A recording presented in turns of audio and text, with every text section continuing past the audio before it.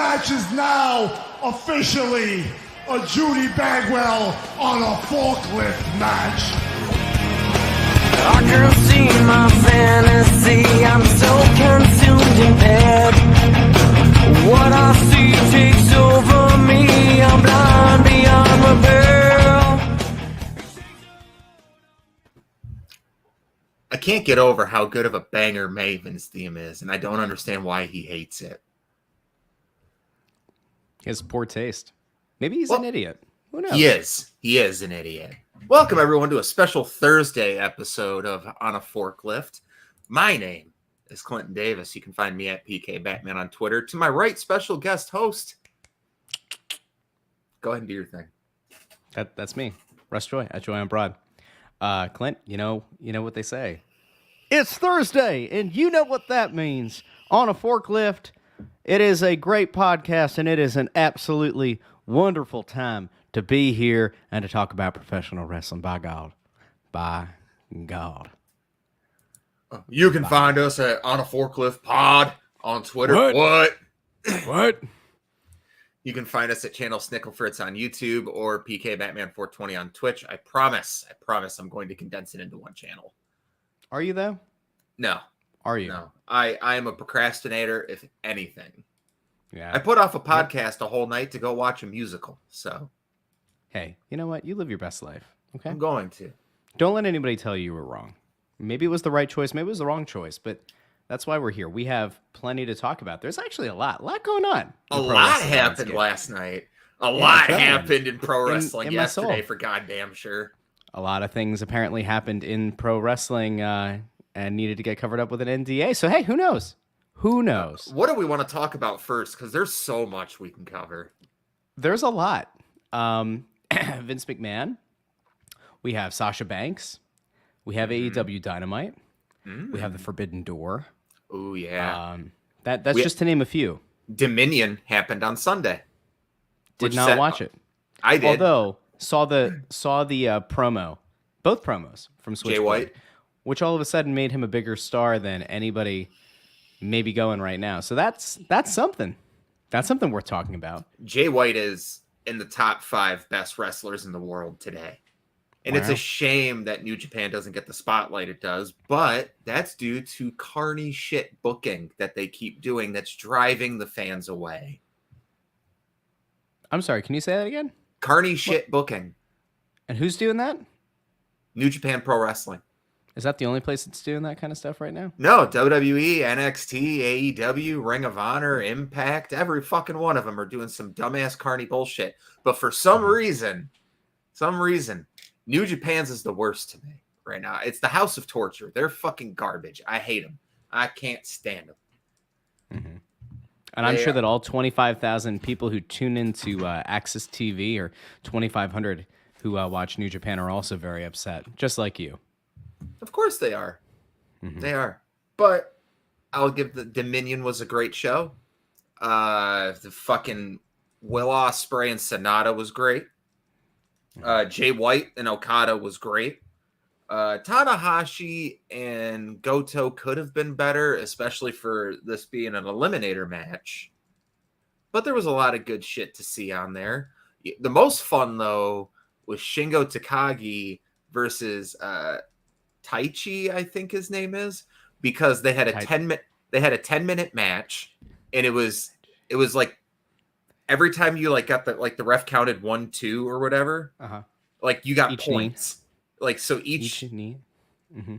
Okay, so yeah, each fucking point they got. So it was whoever each knee, not just the left one, not just the right one. Each knee. Yeah, so it is there. What am I doing to bring this on? It's a little Japanese humor here. No, but they had a match where, let me look up exactly what it was. Dominion 6.12, I think it was. You're here talking about a pay-per-view I did not watch, and a pay-per-view that I think the only important thing for the mainstream human watching right now is what happened with Switchblade. And you're going to get caught up with some guy's name that we will never talk about again. Sure. Okay. Sounds about right. Fine. Moving on. Sounds about right. Okay. Vince McMahon is getting sued on all ends. All right. So Vince has the XFL lawsuit that's going to go to trial. Is what it sounds like. That's I bad. think for like $22.3 million.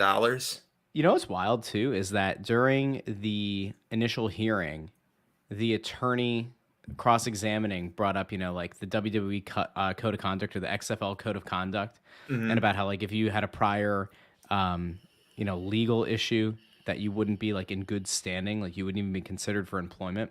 And here we are like a week and a half later, and Vince has this NDA that gets released about, I think the process of getting there and like outing the fact that there is this NDA and that there was this affair, probably not great, could actually have negative repercussions for the woman who was, part of this. But that's wild. That is totally wild. I'm pretty sure this was Nick Khan pulling a Roose Bolton and just like red wedding the whole McMahon clan. It's bad. And I don't know who's going to eventually show up to like take him out, but like he has taken out or has at least allowed it to appear like he's taken out. Triple H has taken like multiple demotions. Stephanie McMahon pieced out a few weeks ago. Shane McMahon got fired. Linda McMahon doesn't exist. I'm pretty sure she was just like a construct of space and time. I'm actually not sure Linda McMahon was ever a real person. This might be like a Bernstein Bears thing. Is there anybody else that we've missed that was in a prominent position of power?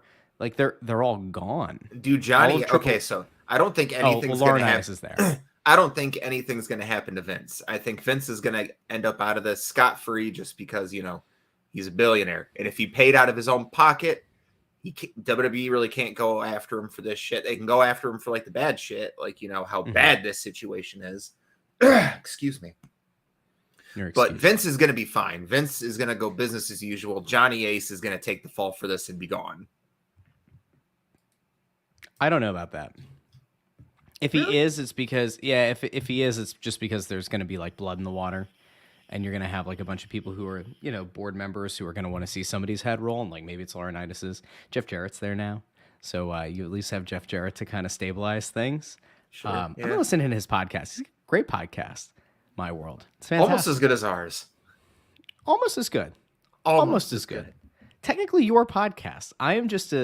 I'm an omniscient presence that shows up from time to time and drops little truth bombs about pro wrestling. Doug, you're just like the roommate who's always at work, and when you happen to be home, you've been on over half the episodes. God damn it, you're a part of this thing. So I'm pretty sure I own equity in this now somehow. So that's always great. Somehow. Okay, so let's kind of take a bigger picture view of this. Vince McMahon will probably be fine. Yes. The only way that things can go sideways is he can't be removed as chairman, but the board could probably take a vote of no confidence and remove him as CEO, which would be interesting. But that could be really painful. Conceptually, it's painful because they're a publicly traded company. And if you remove Vince McMahon, that stock is going to go bingo, bango, bongo, bye-bye. By the way, Chris Freed follows me over on Twitter. I tweeted I was going to be on here. And I said, anybody who's a pro wrestling fan, you check in. So Chris, thanks for tuning in to On a Forklift. How are you? We appreciate you. Will we ever see MJF and AEW again? Yeah. Oh, yeah. Nope. He got fired. It's part of a very secretive agreement between WWE and AEW. They're actually swapping Sasha Banks for MJF. And that's a fair trade, too. They're not going. That's not what's happening. It's not what's happening. If that is what's happening, fair trade. Fair trade. It's not a fair trade at all. No, that would be horrific. Why? Horrific. Very bad. On whose part? I don't actually think it would be good for either. I can explain why. Okay, because I like both. I like both a lot. Sasha Banks would be great for a women's division, assuming that some other members of the women's division could actually like step up here. And like, I don't know, the women's champion doesn't like sandbag somebody. That'd be swell. That'd be really great. That'd be great. Just asking people to be professional. That'd be swell.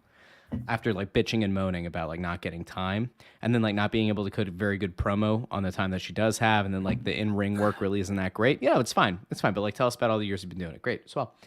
So there's that. Not ideal. MJF, if you let him leave, that is a potentially crippling kind of move for AEW. Following kind of in the Cody footsteps could be very bad. It's one of your only homegrowns that has really taken that next level step.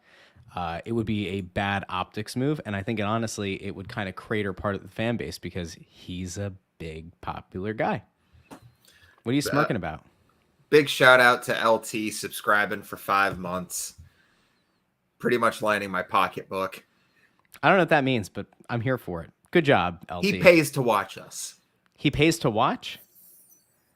Some people are into that, I guess. I have people on Twitch. If you want to watch with no ads for the live showings, you have to pay $5 a month. There's ads if you watch live? That's on Twitch, yeah. It's because am I allowed to say that's horrible and Twitch should change that? Am I allowed to say that? Are they going to ban the show absolutely. from Twitch? It's not my show. I don't give a fuck what you say about Twitch. I'm just commenting on things. No, I completely agree that Twitch's structure of pay and everything is complete bullshit. The ads, like 10 ads run, you get paid a penny. It's all bullshit. That's swell. That's why we're live on YouTube as well, because I don't like YouTube. The ad thing. Great place. YouTube's great. YouTube's great. So I think we touched on the Vince thing. We could feel better now. Vince has always been sleazy, but the man owns a majority of voting shares. He's not the current CEO. If he used company money, he gets sanctioned by the SEC. That's true. Is he CEO? Am I crazy? He's the chairman. He's the chair. He owns the company. He still owns it. Doesn't necessarily mean the same thing. All right, hold on. Does it matter? No, he's still the CEO. He's still CEO. You are fake news, Chris. Very fake. Very sad. He is the CEO. I'm going to turn that into a clip. Very fake. I'm going to turn you doing that into a clip. Excuse me. He's both the CEO and the chairman. Okay, which if you work in a corporate setting, you know that's like not necessarily simpatico, right? Like usually you want to have two different people be the chairman and the CEO. The chairman works with the board, CEO's over here, whatever. So he's got both. He could theoretically be removed as the CEO. He cannot be removed as the chairman of the board because he has the majority of the voting shares. So that's its own thing. I don't know. Stephanie's exit. That is the bigger question. Because the investigations opened up in April. Yeah, and it's like, do you want to get out in front of it? Was kind of like the thought. And if you remember at the time, there were a lot of questions about like the timing of it seemed weird, and it kind of made you think that there was like another shoe to drop. Now, if I remember correctly, Stephanie walked away a day or two after the Naomi and Sasha walkout, and so like there was a small part of me that was like, I don't know, is like this related to treatment of workers? Like, is this a thing like? Because Stephanie was kind of behind a lot of like the switchover of like the women's division being taken more seriously. Was this like her standing in solidarity? If it's her leaving because she wanted to get out in front of this, or because she was like secretly protesting what her dad did, that could be something. I truly believe Nick Khan is going in there like Shao Kahn and taking out every fucking combatant that there is. We're gonna see a simulcast before it's all said and done. WWE is going to get bought by Tony Khan, and it's going to be the weirdest thing that's ever happened. And Nick is going to be standing in the ring, and he's going to announce that he's been a sleeper cell agent the whole time. Come to On a Forklift for all your conspiracy theories, because we're chock full of them. Hey, did Sasha Banks get released? What do you think? Yeah, I think from what I'm to understand, she got her lawyers involved. So I think they're just going to say, fuck it, let her go. Because she's really not worth the trouble. Like, no, don't get me wrong. Sasha Banks is top 5 women's wrestlers in the world today. She is 100%. But I don't think they want the legal trouble of Sasha Banks taking them to court to get out of contract with everything else going on right now. I think in their mind right now, they're like, this isn't worth it. Just let her go. How spot on have I been for a while now? Do you remember what I said on this very show when they first walked out? Do you remember what I said? It's time to go to our unpaid intern producer. Where's Trevor at? He should have this clip ready. It's fine. If you remember, I said at the time, he's definitely unpaid. He actually should pay us to like be here and be the producer.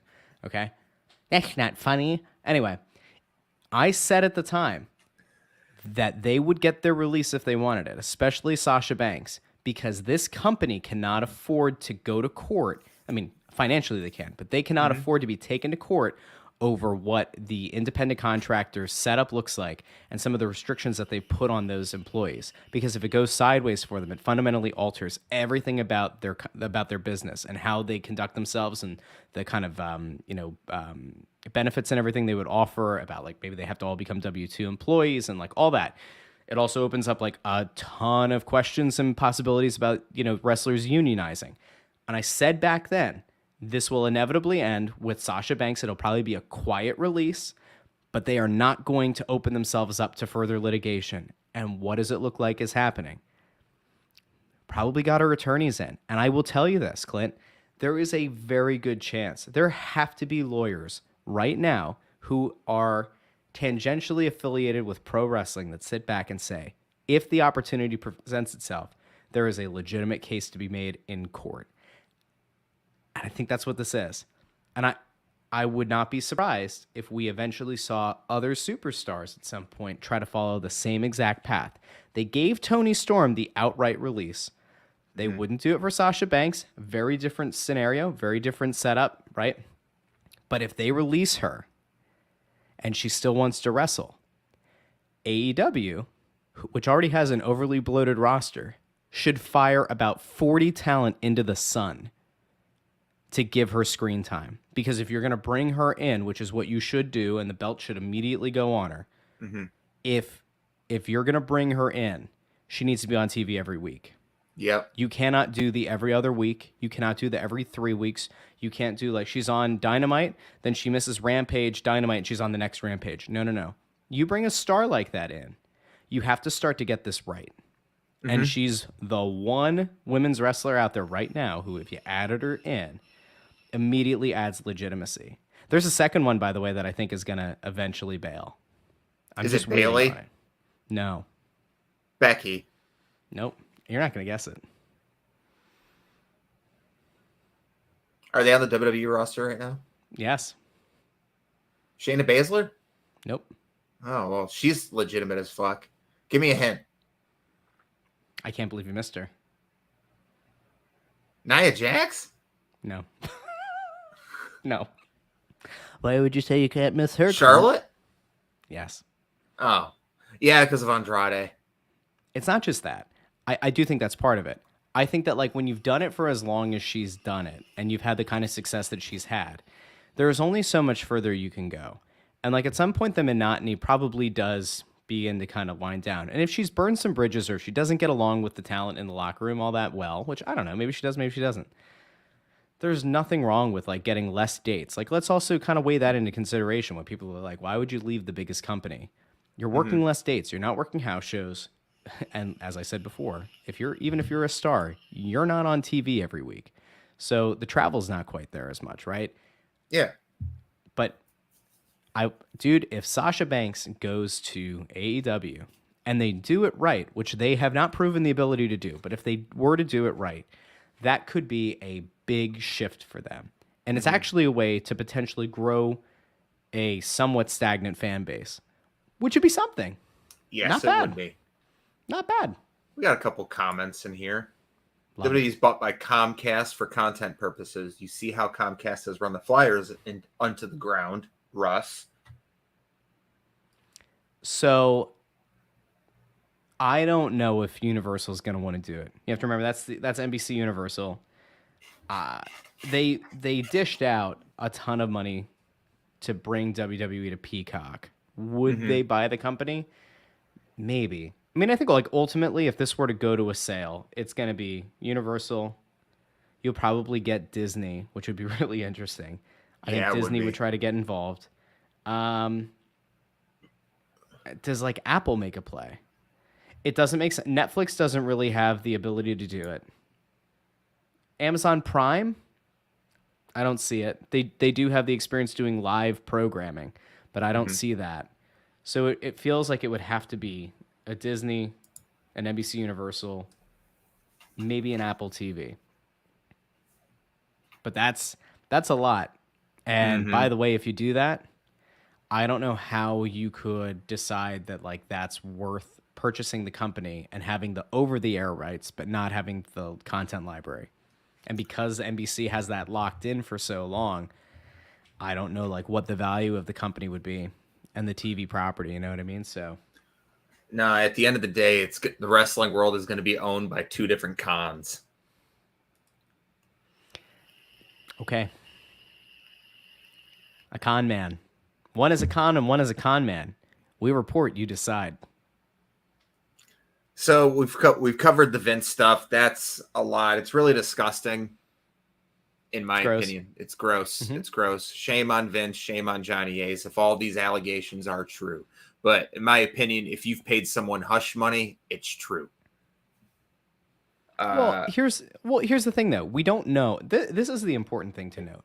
We don't know that this was a bad relationship. Like there has even in that story, there's like no there's no mention of like sexual harassment or like sexual misconduct. Mm-hmm. Just that like there was an affair. And the idea of like somebody having an affair with somebody who they work with or who works under them, right? And then like wanting them to sign an NDA so that can't be for public knowledge, I would assume happens in corporate America at least a decent bit. So mm-hmm. I don't necessarily think that this is like some super scandal. Now, if we were to find out that like this woman was accusing him of like rape, okay, mm-hmm. this whole thing takes an entirely different tone, right?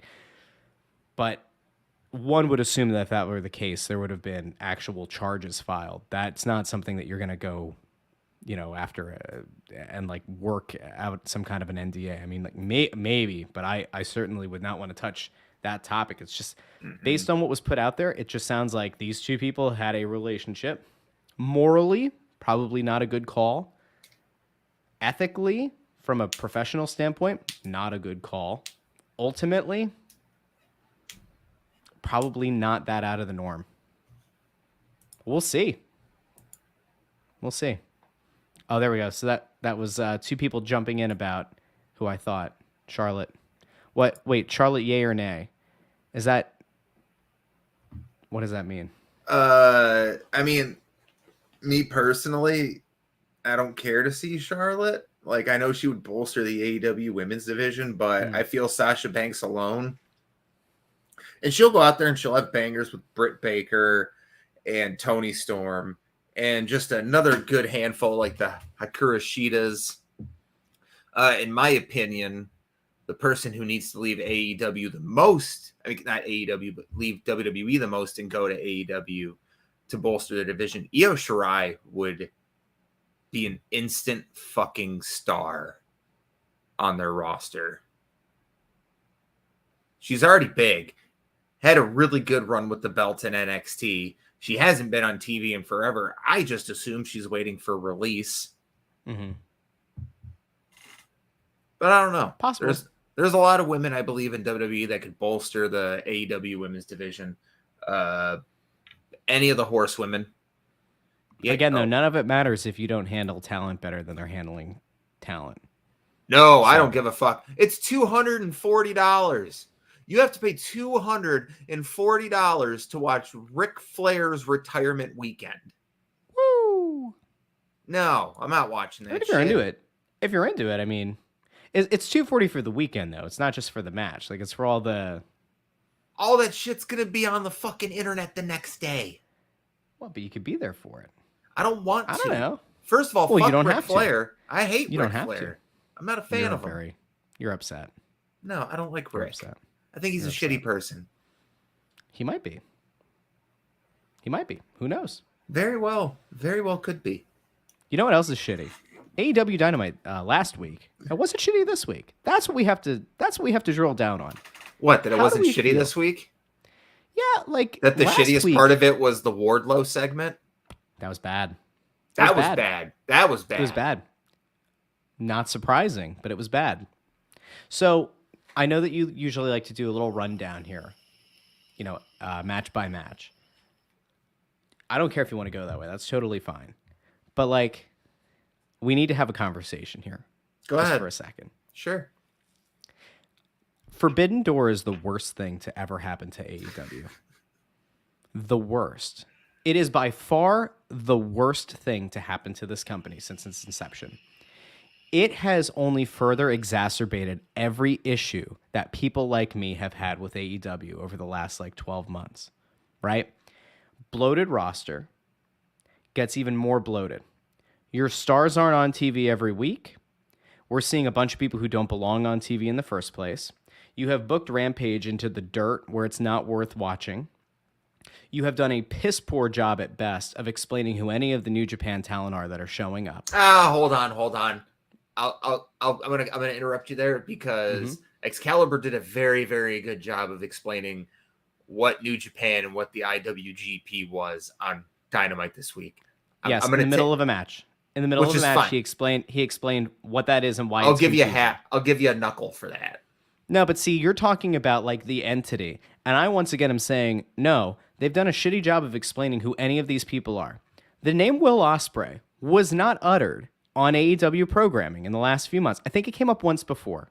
I think it came up like pre-pandemic when it seemed like they were going to pull the trigger on this kind of thing. But like we hear Will Ospreay's bitch boys, and then his guys come down to the ring, and you're like, okay, if you're like kind of familiar with New Japan, then you go, all right, I know who Will Ospreay is, right? But like, did we do anything to like really build to that moment? No. Do we know who showed up in the second Jericho segment that was also unnecessary? Who was the dude that showed up? Desperado? Yeah, Desperado. Why don't you come to your senses? You gotta let Tony Khan love you. Yeah, great. So Desperado's there. That's Desperado. Awesome. Yeah, I'm so glad Desperado's there. Lance Archer. Well, if you didn't know who Lance Archer was before, there he is. He's part of the Suzuki Goon. Let me tell you something. Nobody cares. Nobody gives a shit. This is the problem. This is the entire problem with the Forbidden Door, okay? It's fun conceptually, and it's a lot of fun to know that, like, any given week, somebody could just show up. But if you're going to build to a pay-per-view that's too close to another pay-per-view, you're a month removed from the last pay-per-view, and you only have 4 all year, there's been little to no build-up, and you've done a really bad job of explaining who these people are. And like Tanahashi has like been discussed before. I will not say they've done a bad job there. They have kind of explained who Tanahashi is. But here's the problem. This company, when you watch like the Road to specials before the pay-per-view, they do such an excellent job with their video packages. Fantastic. I don't know if you noticed this yesterday, but on this Wednesday's Dynamite, they did a little bit more with video package. Right? Like they did a little bit more, but it wasn't really about the New Japan talent. It was like we saw like some video overlays when like Tony Storm's talking about Britt Baker. There were like a couple of other little things. But they do such a good job. They could do a 1 or 2 minute video to explain who some of these New Japan people are and why they've got beef, or like why this is a worthwhile thing for you to like invest in. Like I fully expect Forbidden Door to have like not a piss poor buy rate, but I don't think it's going to have the buy rate of like a normal pay-per-view. Because you're a month removed, and for many wrestling fans, you're going to go, am I going to pay $50, $60 for a bunch of people I don't know? You haven't built stakes. Like, you haven't done a good job at that. And so I just don't think that this was a good time for this. I don't think the build for this was good, and, like, you have a go-home show next week. And I'm sitting here going, like, will I pay for it? Maybe. AEW pay-per-views, I'm usually like, yeah, I'm in. This one? I don't know. Like, there are going to be some good matches, for sure. But they haven't done a good job of leading us to it. So, like, if you can't convince me, and I like to talk about wrestling, how are you going to convince somebody who, like, likes AEW, but doesn't live in, like, the New Japan and Impact and Ring of Honor and having all the mythology? I don't think you're going to be able to convince anybody to see it because I don't think there's an intriguing enough matchup that they've done a good enough job of building towards. That's my problem. I agree. This took place way too quickly after Double or Nothing. I feel like this because right now, this is like the hard part here too, is that the 26th is Forbidden Door, and they're trying to build that while building towards Blood and Guts, which is on the 29th. Yep. We had 2 Jericho segments last night. 2. Unnecessary. Jericho had his hair versus hair match with Ortiz, which was a good match. It was great. Ortiz cutting his own hair was pretty badass, and like the screaming blood and guts was great. And that was like he seemed unhinged. It was good. It was like, see, I didn't give a shit. See, I just want to get you. I don't care. I'll rip my hair out in the middle of the ring. I'll cut my scalp open. That was good. That actually I think did better for that feud and for building towards blood and guts than the match itself did. So that was okay. Yes, and then later in the night we get Jericho coming out and attacking. Who was it? He was attacking. He came out for the Moxley Tanahashi segment. Yes, the Moxley Tanahashi segment because he was going after Kingston and shit like that. So we took them all out, and then they brought out Suzuki Gun. Archer and yeah. Which why they're not even on the fucking pay-per-view? The match for the pay-per-view is Jericho, Guevara, and Suzuki versus Kingston, Yuta, and Shota. Like, because they did a good job of explaining who any of those people are. You didn't need to bring in Lance Archer and El Desperado. That was unnecessary. You're having a problem here building to two major shows that are happening within 4 days of each other. Because you have to believe they're going to make this blood and guts thing like a major deal. Like, it's going to be a big Dynamite.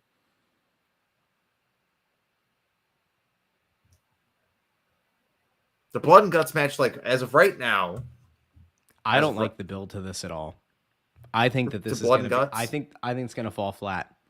To blood and guts. I don't think anybody cares. Yep, I really do. Because part of what took the steam out of it is that Yuta went off to Japan for a while, and Danielson got hurt. So like you're building to blood and guts, and you're going, all right, well, two-thirds of the Blackpool Combat Club aren't here. That's a problem. That's a problem for a build. And like again, we talk about you don't get your stars on TV. I get that Danielson's hurt. You mean Danielson can't cut a promo? You can't do a video package with Bryan Danielson cutting a promo about blood and guts? Has he responded He's not going to be in it. Has he responded to, was it Zack Sabre? Is that the guy from New Japan? I think he's going to respond to him on next Wednesday when he's cleared. Which is also piss poor. Like, I get if he needs to get cleared, if it's a concussion or whatever. Like, I get it.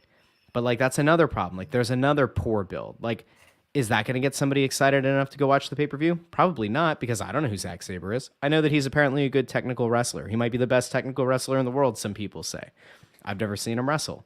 Do I feel like I need to go spend $50 to watch him wrestle Bryan Danielson? No, I don't. It's one of those things, like, because you started watching wrestling again right when AEW started up again, right? So, like, you didn't go through the whole thing of watching the indie circuit and seeing all these people, like watching PWG shows and seeing Zack Sabre Jr. hold the belt for 400 days. Or that, like, Zack Sabre Jr. has won the Best Technical Wrestler Award, also known the Bryan Danielson Award from Wrestling Observer Newsletter. I think 8 years in a row he won it. So sure. It's hit. Yeah, so there's a lot of, it's essentially, as a wrestling fan now, if you watch AEW, you have to do homework. Which you should not have to do. And as a former teacher, I can tell you that you don't need to do homework, kids, okay? It's overrated. Very overrated. Here's, like, this comes back to, like, the same thing I've said however long I've hopped on this show. You should not have to go out of your way to watch years and years of back footage to try to understand somebody that they put on their main show. You just shouldn't. Now, if you want to make the case that, like, Desperado shows up on Dark or Dark Elevation, and, like, you want to explain who he is, cool. That's great. But you have 2 hours of TV. It's really not 3, because Rampage, again, they book like garbage, right? You don't need to watch it. You don't need to watch it live. Fuck, I'll spoil it right now for you. Don't you dare. But, like, let's be real.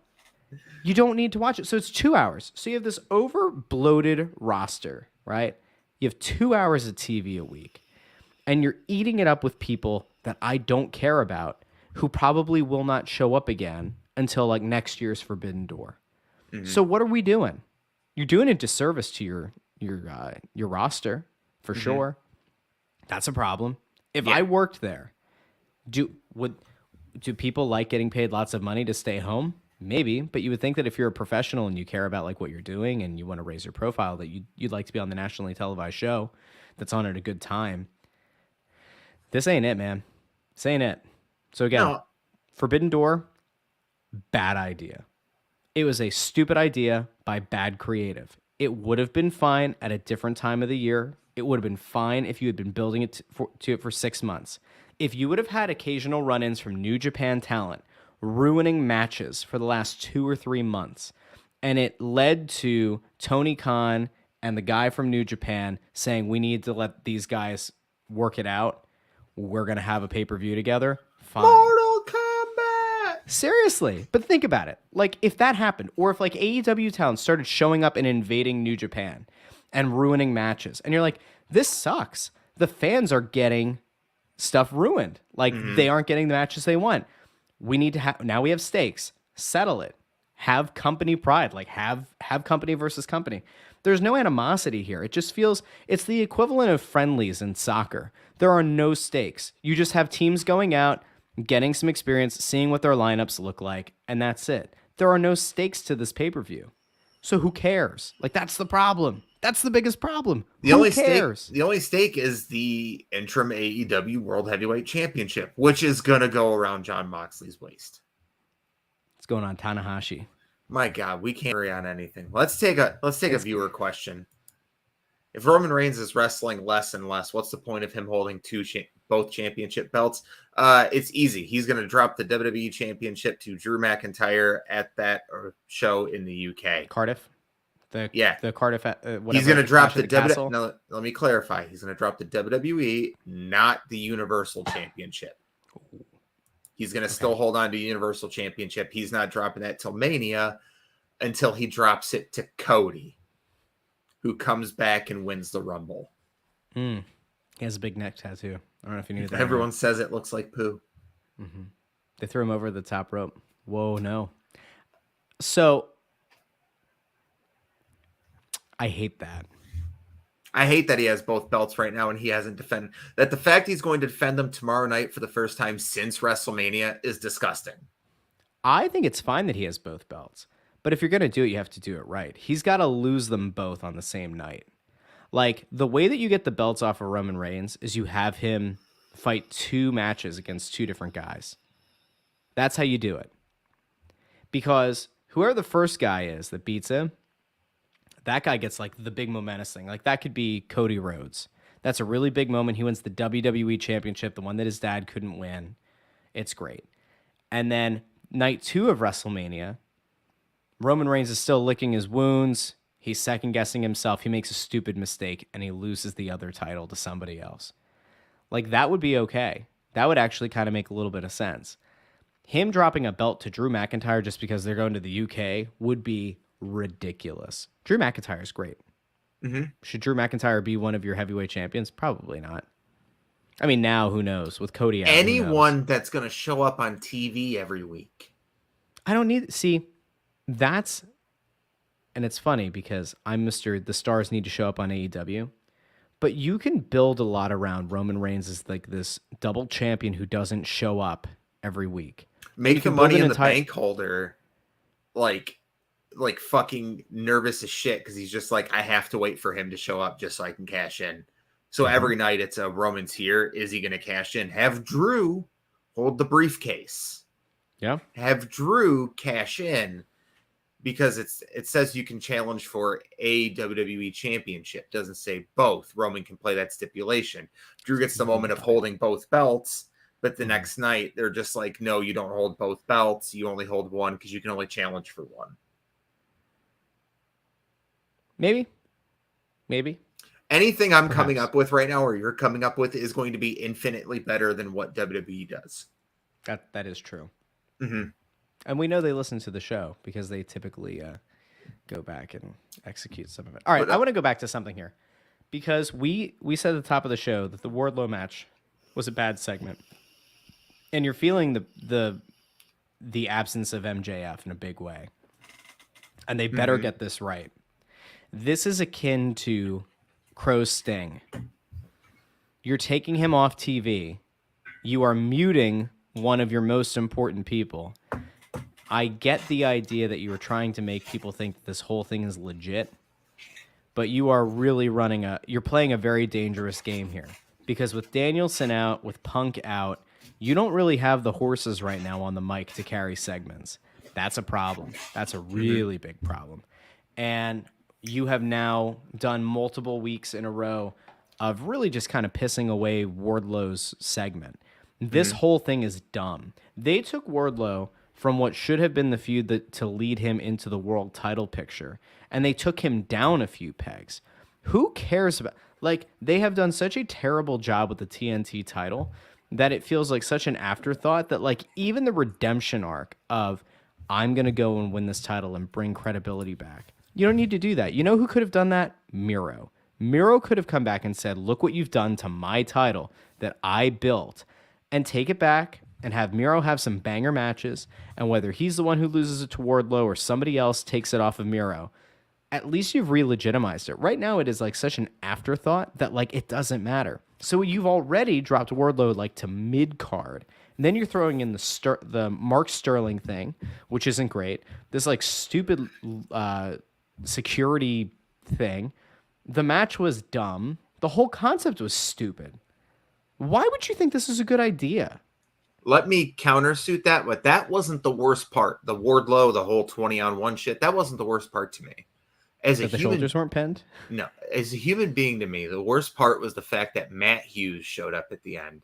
And I don't know if AEW does their research on these people that they bring on these shows, or if they just give Dan Lambert free reign to do whatever he does. But let me just go over some things that Matt Hughes has done in his life. I feel like this is going to be bad. Pedophilia, sexual assault, animal torture, where he was actually brought out video evidence by PETA and shit.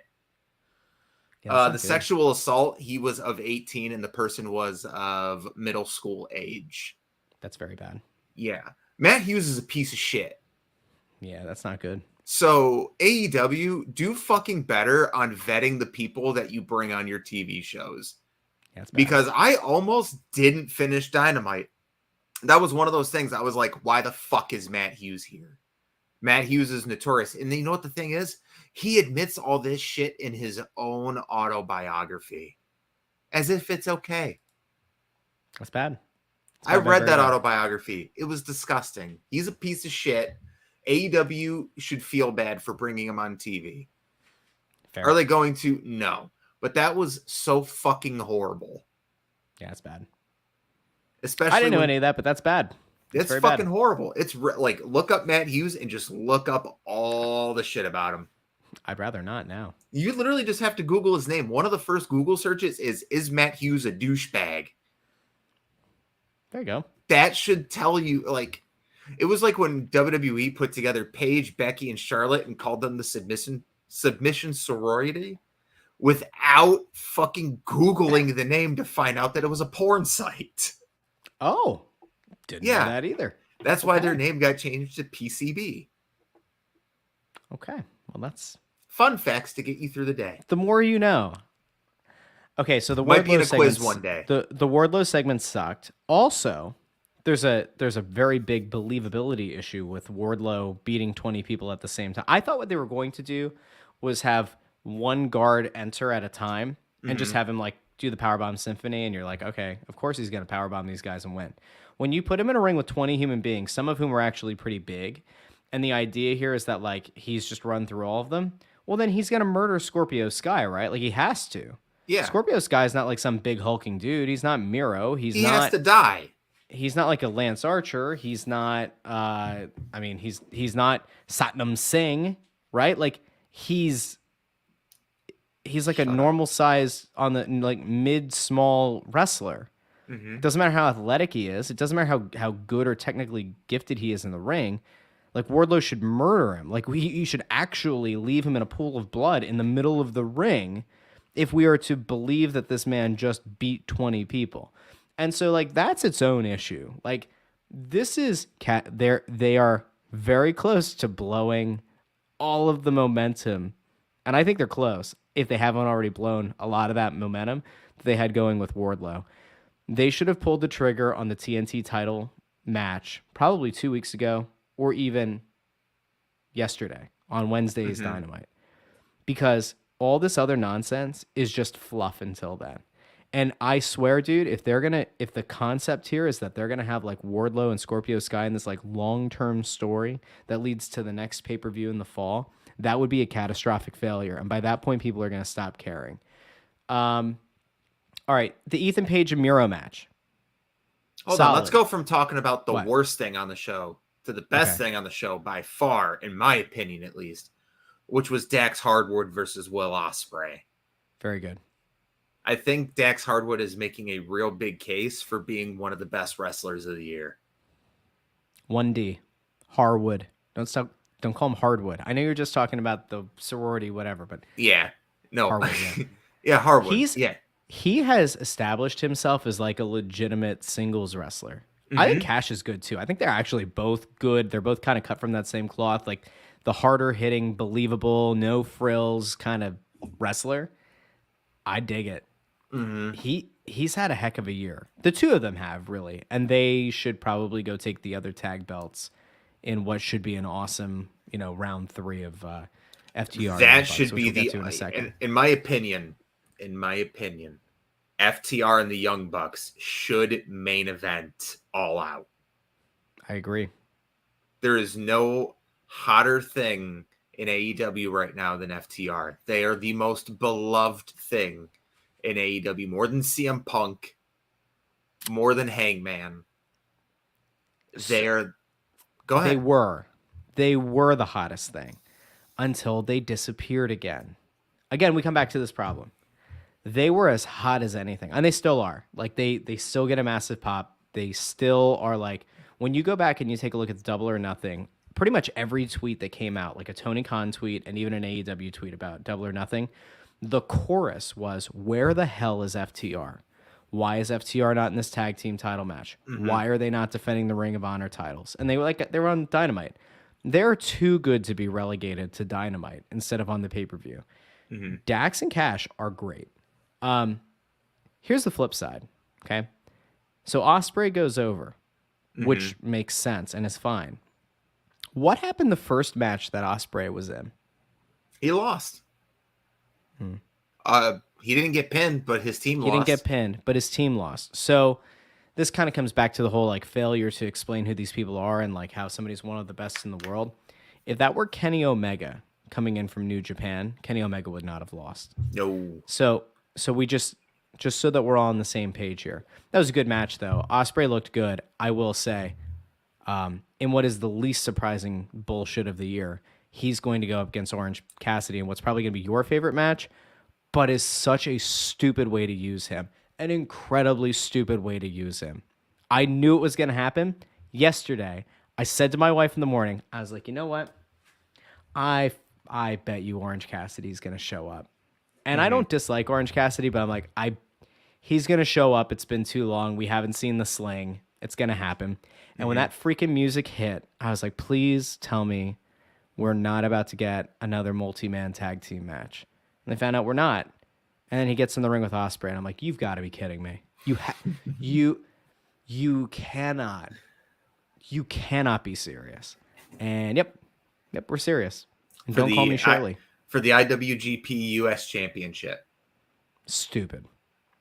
Great. Awesome. Stupid. So excited. It's not, you even know in your heart of hearts that it is a stupid use for Ospreay. 100%. It's as dumb as it gets. Like, and by the way, I don't care if Ospreay said I want Orange Cassidy, then Ospreay needs a lobotomy. All right, somebody's got to take him into the ring of blood and guts, and just like with the ice pick or whatever, just get him. Okay, insane, waste, absolute waste, 100%. I'm gonna be so happy when I watch that match. You're absolutely right. That's probably gonna be my match of the night. It is. And you know it's stupid, but you still are going to watch it and you're still going to but listen, wrestling is dumb. Okay, that's fair. In every sense of the word, wrestling is dumb. The worst part about wrestling is the actual wrestling. Yeah. Okay, so to that end, can I tell you what one of my favorite parts of Dynamite was? Go ahead. Tony Storm beats Dr. Britt Baker DMD.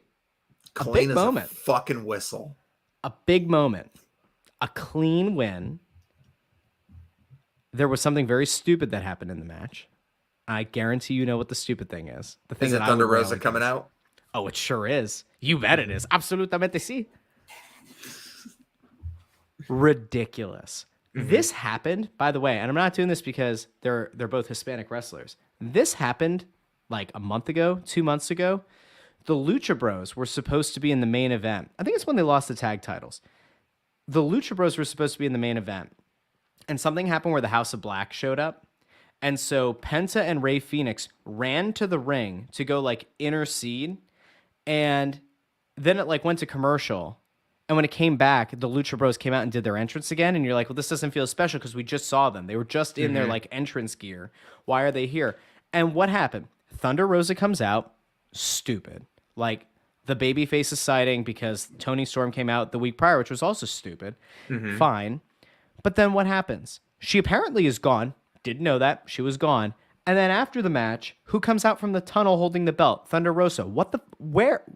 Why did she go away? Why did she come out? Why did she go away? Why is she back out? What is this? Why? ¿Por qué? Dime, por favor. Why? I just need to know. Somebody, explícame, por favor. Like, what is happening? Why? Awful. Awful. Match was great, though. Have you noticed, though, that I said there were 3 championships in this company that needed to change hands at Double or Nothing? One did. Hangman lost the belt. The one that I thought really needed to move the tag titles finally happened. And Thunder Rosa is going to lose the belt. I don't know what's going to happen at Forbidden Door. I think don't know it's going to happen at Forbidden Door. I don't know. I actually feel like, hear me out, because Tony Khan's listening. I think what's going to happen here is Thunder Rosa is going to turn heel. I don't know if it's going to be Mercedes Martinez, but somebody's going to intercede. Like there's going to be some shenanigans, and she's going to rob Tony Storm at Forbidden Door, and it's going to lead to uber babyface Tony Storm against Thunder Rosa, who is like aggrieved and like feels as if she doesn't have anybody's support or some nonsense. That's what I think. I'm pretty sure. Put me on it. Okay. Well, let's move on to another. Let's move on to the main event, which was the fucking. You didn't talk about what Miro and Page. Oh yeah, let's go over that real quick. Hit that real quick. Miro's a babyface. He's super babyface. He's going to work really well as a babyface. I'm super happy he's in this Fatal 4-Way. Ethan Page was the right man to get him up against. They're both not big hosses, but they're hoss wrestlers. Yep. And Ethan Page is good. And that was a good TV wrestling match between the two. Yep. It was solid. Yeah. It was a solid. We won't talk about the fact that the All Atlantic Championship has flags on it from countries that are not on the Atlantic. We won't talk about that. It's fine. No, because I'm not a teacher. I didn't pay attention in school. Excuse me. All right, the main event. The Hardy Boys took on. Oh wait, that's right. They did. So the Hardy. It was weird. Something must have happened. The Hardys weren't in the main event. I remember because I have memory. I'm not quite like an elephant that doesn't forget anything. If memory serves me correct, though, on AEW Dynamite last week, there was the Young Bucks were in their thing. They were in a little trailer or whatever, and Jurassic Express came in, and then the Hardys. I remember the Hardys showing up and being like, "Please don't do this," and they said they would. And then Christian says, "We're gonna do this in the match that made us famous, a ladder match." And I was like, "That's a bad idea. That's not a good idea for the 2 older guys who can't really move very well. That's not smart." And then they said they were going to do it. And I remember it getting promoted. And then I watched Dynamite on Wednesday. And the Hardys weren't on the graphic. And there was nothing mentioned about. So was this Berenstein Bears? Is that what happened? Like, did I remember Fruit Loops being spelled a certain way? And like now am I wrong? Clint, what happened? Were the Hardys supposed to be in this match? Out of curiosity. Am I crazy? So Jeff Hardy got popped with a DUI this past Sunday. Oh, he did. Yeah, he did. It was weird because I listened after the fact to Bust It Open on Wednesday, and they had 3 people hosting that show, and Tony Khan was on because he does the Tony Time thing that we're told is valuable and people care about, and is not an advertisement about the stacked card. And I don't remember that coming up. I don't remember them talking about a change to that main event or Jeff Hardy having a DUI. That's very interesting. All right. So okay. So all the awkwardness aside of Jeff Hardy having a DUI, the Young Bucks and Jurassic Express went out there and had a really, really good ladder match. Filled with a whole bunch of spots. That was Young Bucks won, which was completely overshadowed by the fact that Christian turned Jeff Hardy heel. had a DUI and they didn't say a damn thing about it. They didn't acknowledge it. And they're going to say that having a little statement on Twitter is okay. It's not okay. If Vince McMahon did that, there would be a real problem. People would be dragging the WWE. 100%. You can't have it both ways. You can't. You can't have the people who like to drag the WWE because they told him to go to rehab and he said, no. You're not allowed to do that. And then turn around and be like, well, he put a statement. He had an image on the Twitter. No. Do better. Do better. Acknowledge it on the show. Why wouldn't you acknowledge it?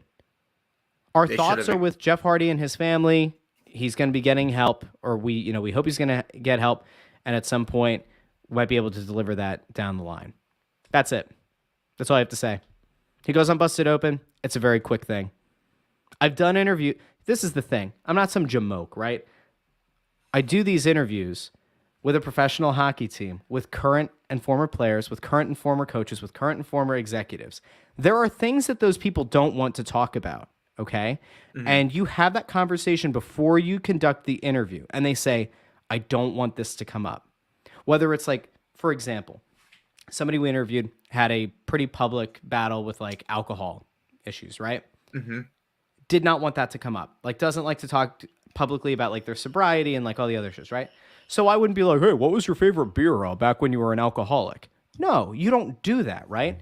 But you could, there is a way to finesse that where you say, I know that you've been doing a lot of work, helping other players who are going through some struggles. Can you give a little bit of an idea of, how you do that and like how the organization works with those people who are in need of help? That's all you have to do. It's not a hard question. It also doesn't put the person who's being interviewed in a bad spot, right? You say, we obviously have to acknowledge that the main event has had a change, that Jeff Hardy has an issue, was tagged with the DUI. I know that you put out a public comment. Is there anything else that you want to say or elaborate? And, then you do the whole, we're still waiting on blah, blah, blah, blah, blah, and the legal process, blah, blah, blah, blah, blah. And, we have offered help, and our hope is that he's going to take the help. And guess what? You move on, but not addressing it is insane. And it sounds like it's just a freaking in-house, nonsensical, advertorial spot. It's a problem. That is a legitimate problem. And the WWE would get killed if they did it this way. And I've heard very few complaints. Anyway, sorry. Let's get to this match. It was a good match. I think it was better. This match is better that it happened like this than if the Hardys had been in there. Because I swear, dude, every time I have watched the Hardy brothers together, I'm not going to call them the Hardy boys. I'm not going to call them the Hardy brothers. They're the Hardy brothers because they're old and they move like old men, okay? They should be the Hardy fathers. I think they're both dads. The Hardy fathers. They should not be scheduled to do a ladder match. No. Under any circumstances. By the way, the DUI, right? No, we don't know. DUIs are hard. Jeff Hardy's blood alcohol allegedly tripled the legal limit. If we can get our heads past that for a second, which we hopefully can, he said, and he could be wrong, and again, very drunk, allegedly, said that he had a brain scan coming up. We don't know if that's true. We don't know if that's a thing. That has not been confirmed. But he said that he was set for a brain scan. I sure as shit hope that's not true. Because if that's true and this company knew that he was going to have a brain scan and he's still being advertised for a ladder match, are you kidding? What are we doing? Dude, what are we doing? Honestly, what are we doing? Can you explain it? No, is there a way I to can't. explain that? No, there was really not. I'm not Jeff Hardy. I hope Jeff Hardy gets all the help he needs, and I hope he eventually comes to his fucking senses. I think he just needs to be done with wrestling. He needs to be done with wrestling. If this is what's going to happen, he can't be part of this. And he can't, like, this is a very good story of what not to do for the younger talent who are in that locker room. There's no redemption arc here, by the way. This is too many infractions for you to be like, well, he's going to get the help and he's going to come back. No, he needs to be done. Mm-hmm. I'm sorry. Like, I don't make the rules. Okay. Like, at some point you have to say, this clearly is not a healthy lifestyle for this guy. Scott Hall. Think about what happened with Scott Hall. Not at the end. Think about what happened with Scott Hall with substance issues. And like when he came to the WWE after WCW folded, he had issues and they sent him home because he was not ready to be back out on the road. Like at some point you just have to say, look, dude, you're a grown ass man and you have a legitimate issue. You can either acknowledge that and go to rehab and like live a healthier lifestyle and care about your family, or you can continue to put yourself through this and have these kind of lapses, but it ain't going to be here. That's it. It's a shame. Okay. The match. I'm disappointed, if anything. Yeah, well, I think anybody should be disappointed, right? Because like on a fundamental level, we're the same age. We grew up watching Jeff Hardy matches. Like we grew up watching the Hardys and Edge of Christian and the Dudleys. Like you don't like the idea of seeing somebody that you like, maybe not idolize, but somebody who like you really had great memories in this like wacky thing that we watch, professional wrestling. Like you have these great memories with these wrestlers, and then to see what has happened and to see that like he has not learned and that addiction is a real thing, but at the same time like you need to also like either be taken out of these situations that you fundamentally cannot be around. There are just so many problems here, and it's a shame. It really is a shame, but he shouldn't be doing it. And this brings me back to Double or Nothing. He didn't look right coming out of the tunnel. And people said that he might have been injured. He did not look like he was in the right frame of mind. No. And like, go back and watch it. It was like he goes down.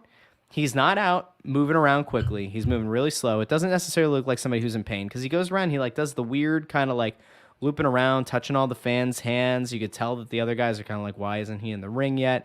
The match ends. He goes into the crowd and then pops back out. No. Like that was a big old warning sign. And I hope he wasn't under the influence in that match. But that whole thing reeked. And that was not because he hit his head in the match and forgot it. Maybe he did, but he didn't look right before that match. And now you look at this and you go, you don't know. You just don't know. No. So this match, was it better, worse, or as good as you expected, knowing that these two teams were all that was going to be left in this match? Better. I agree. It was great. You know what this made me realize? Go on. I missed the Young Bucks. And they took themselves out of the main story arcs for long enough for me to miss their matches. Are they spot fests? Yes. Are they like the most technically sound matches? Of course not. Do some people think they look too choreographed? Yeah.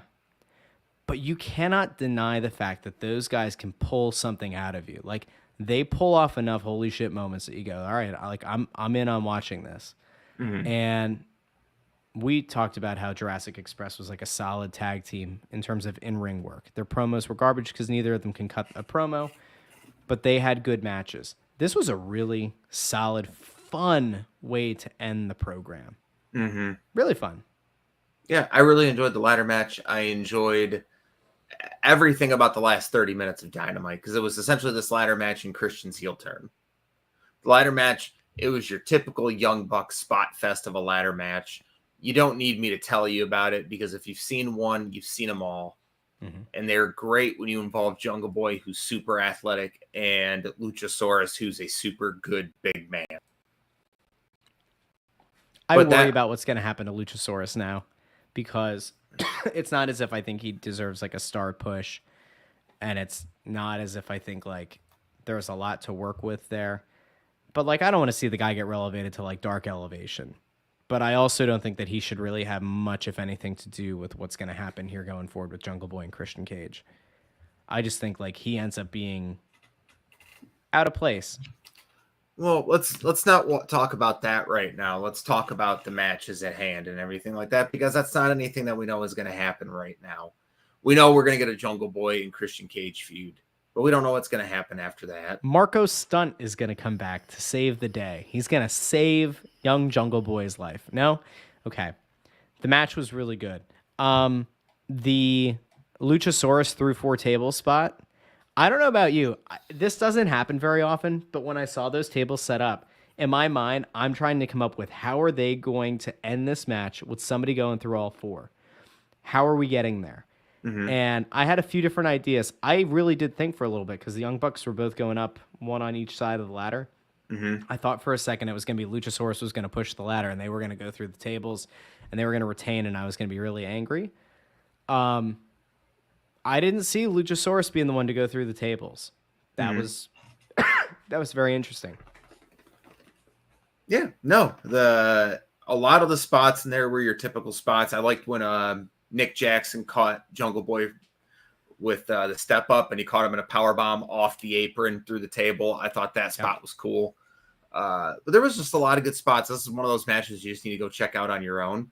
I have discovered that I like watching Dynamite when it's been re-uploaded to another website, because a lot of when they do the picture-in-picture over in the UK, there's no picture-in-picture. It's just they keep it going, and there's more commentary on it and shit.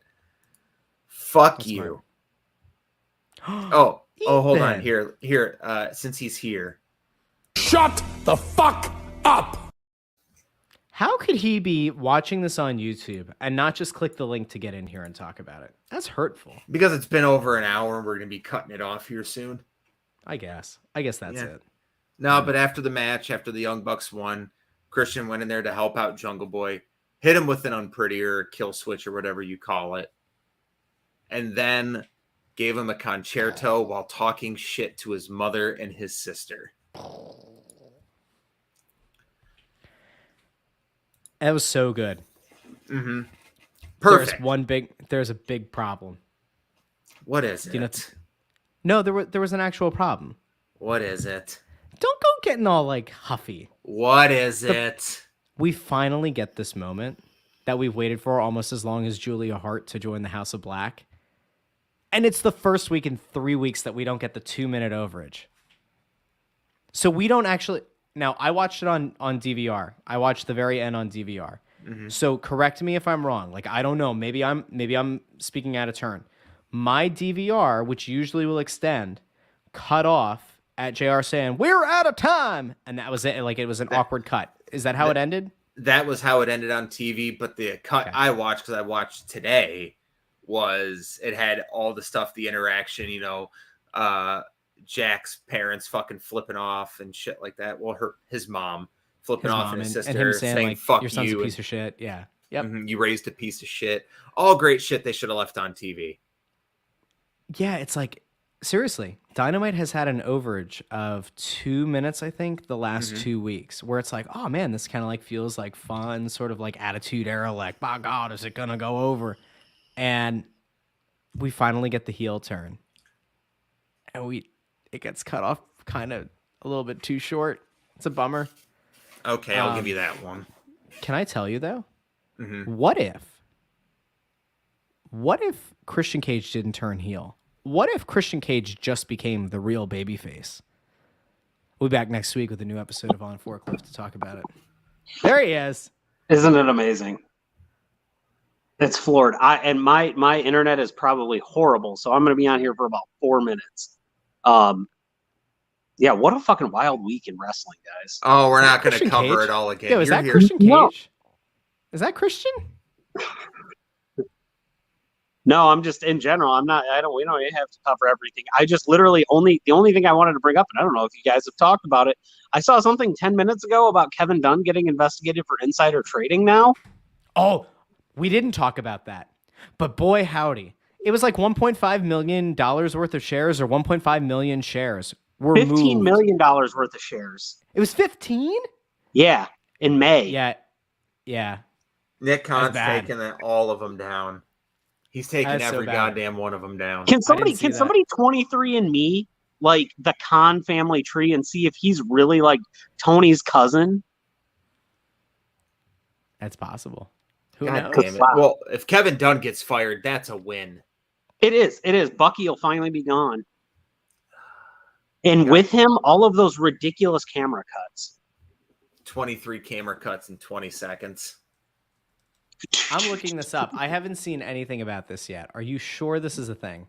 No, so I saw something. It was all about wrestling as a page that shared it. Allegedly, Bodyslam.net. Kevin Dunn may be guilty of insider trading. All right, that's an interesting. It looks like it was a PW insider, who said that he's not a member of the board, and so maybe that'll help him. But he still worked for the company and could have been aware that this was going to happen, and still, that is brutal. Let me list this off real quick. All the things that have happened since the beginning of the year. Shane comes back and gets fired. Cody leaves AEW and returns to WWE. Triple H health scare. Tony Khan buys Ring of Honor. Stone Cold has a match at Mania. Jeff Hardy's WWE exit. Everything regarding MJF. Stephanie leaves. Banks and Naomi walk out. Jeff Hardy gets arrested. Vince allegations. Banks possibly released. And now insider training deals. Dog, it is June 15th. And you know what that means. Brutal. It means we're out of time today. That is absolutely brutal. Hey, it is, and my internet's gonna cut out. So yeah, we'll sign off here with all three of us. Well, thank you all for joining us. My name is Clinton Davis. You can find me at PK Batman. My co-host for the evening was Russell Joy. You can find him at Joy on Broad. You can find Ethan Hubbard at Jensen Collins 3. You can find us at On a Forklift Pod on Twitter, PK Batman 420 on Twitch, and Channel Sticklefritz on YouTube. Holy shit, I'm getting to that Excalibur run of listing down shit we have. Can you just start naming a bunch of Japanese wrestlers we don't care about, we're never going to see again after Forbidden Door, or no? No? Okay. Desperado. Kasakazaki. Desperado. He's here with Lance Archer. And as always, we love you, Judy. Good night, guys.